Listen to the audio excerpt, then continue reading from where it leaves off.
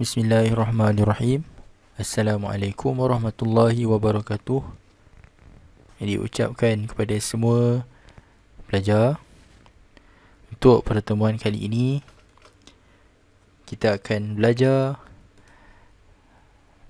bagi mata pelajaran adab tahun 4. Tajuknya ialah adab bergaul dengan jiran. Okey. Sebagai pengenalan, apakah pengertian jiran ataupun apakah yang dimaksudkan dengan jiran? Jiran adalah orang yang tinggal bersebelahan atau berhampiran dengan rumah kita. Orang yang tinggal bersebelahan atau berhampiran dengan rumah kita. Seperti dalam satu taman, satu kampung dan sebagainya. Itu adalah jiran kita. Okey. Jadi pengertian jiran ini selalu keluar dalam soalan peperiksaan UPKK ataupun peperiksaan akhir tahun. Pelajar-pelajar dihendaki menghafal pengertian jiran ini. Seterusnya, adab-adab berjiran. Apakah ada adab bergaul dengan jiran? Yang pertama ialah bertegur sapa atau bertanya khabar. Ini juga merupakan salah satu ciri-ciri jiran yang baik, yang mana bila kita hidup bermasyarakat dalam satu kampung, dalam satu taman, kita hidup dengan jiran. Jiran duduk sebelah rumah kita, depan rumah kita, belakang dan sebagainya. Kita hendaklah sentiasa bertegur dan juga bertanya khabar. Lebih-lebih lagi musim COVID ini, kita nak peka dengan keadaan jiran, sama ada mereka dalam keadaan sihat, makan atau tidak dan sebagainya. Yang kedua, saling ziarah menziarahi.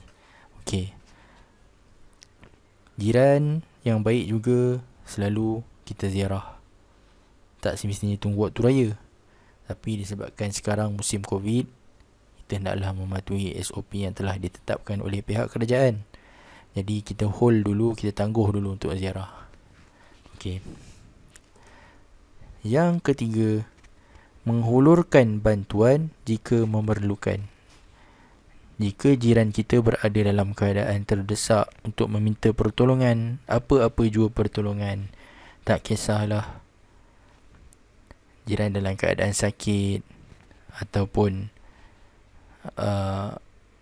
tak boleh nak pergi mana-mana, mungkin sebab kereta rosak, motor rosak dan sebagainya, kita boleh membantu jiran kita. Kita hendaklah membantu jiran kita. Dan yang seterusnya, saling mendoakan yang terbaik buat jiran. Jiran yang baik juga hendaklah sentiasa mendoakan antara satu sama lain. Bila kita ingat orang akan ingat kita, insya-Allah. Jadi kita selalu berdoakan yang terbaik untuk jiran. InsyaAllah Allah akan makbulkan segala hajat kita, dan hidup kita akan diberkati, insya-Allah. Seterusnya, dalil berkenaan dengan hubungan baik dengan jiran. Nabi SAW bersabda, "Man kana yu'minu billahi wal yawmal akhir falyukrim jarahu." Man kana yu'minu billahi wal yawmal akhir falyukrim jarahu. Maksudnya, sesiapa yang beriman kepada Allah dan hari akhirat, hendaklah ia memuliakan jirannya. Ini adalah hadis muttafaqun alaih yang diriwayatkan oleh Imam Al-Bukhari dan Muslim. Nabi telah bersabda, sesiapa yang beriman kepada Allah dan hari akhirat ataupun hari kiamat, hendaklah berbuat baik kepada jiran. Okey. Seterusnya, apakah kebaikan beradab dengan jiran? Ataupun kita sebut faedah beradab dengan jiran. Bila kita beradab dengan jiran, apa faedah ataupun kebaikan ataupun kelebihan yang kita dapat. Yang pertama, hidup lebih tenteram dan aman. Hidup lebih tenteram dan aman. Apabila kita berbaik dengan jiran, berbuat baik dengan jiran, beradab dengan jiran, jiran akan ingat kita. Jadi mereka akan sentiasa menolong kita. Oleh itu, kita hidup dalam keadaan tenteram, aman dan selamat. Sebab kita dikelilingi oleh jiran yang peka dan mengambil berat tentang kita sekeluarga. Yang kedua, ia juga dapat mengeratkan silaturahim ataupun mengeratkan ukhuwah Islamiah, persaudaraan sesama Islam. Jiran akan sentiasa menolong kita atau bertanya khabar tentang kita bila kita berbuat baik dengan mereka. Jadi bila kita sentiasa berhubung dengan jiran, menolong jiran, persahabatan ataupun hubungan itu semakin erat. Yang seterusnya ialah mudah mendapat pertolongan. Apabila kita berbuat baik dengan jiran, beradab dengan jiran, jiran akan sentiasa menolong kita, insya-Allah. Oleh itu kita akan mudah mendapat pertolongan. Dan yang seterusnya, disayangi jiran tetangga. Apabila kita beradab dengan jiran, kita akan sentiasa insya-Allah disayangi oleh mereka kerana jasa kita yang telah kita lakukan kepada mereka. Begitu juga kalau jiran buat baik dengan kita, menolong kita dan sebagainya, kita hendaklah menyayangi jiran kita. Kemudian, seterusnya, akibat tidak beradab dengan jiran ataupun kesan buruk jika kita tidak beradab dengan jiran, ataupun akibat tidak mengamalkan adab dengan jiran. Okey. Yang pertama ialah hidup tidak tenteram. Bila kita tidak beradab dengan jiran, kita buat masalah dan sebagainya, adakah hidup kita akan tenteram? Mungkin tidak.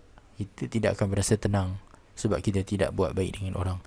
Okey, yang seterusnya, ia akan memutuskan silaturahim, hubungan persaudaraan ataupun persahabatan kita dengan jiran mungkin akan terputus kalau kita tidak menjaga adab. Mungkin jiran akan terasa hati dengan kita, kecil hati, terguris hati akibat perbuatan kita yang tidak mereka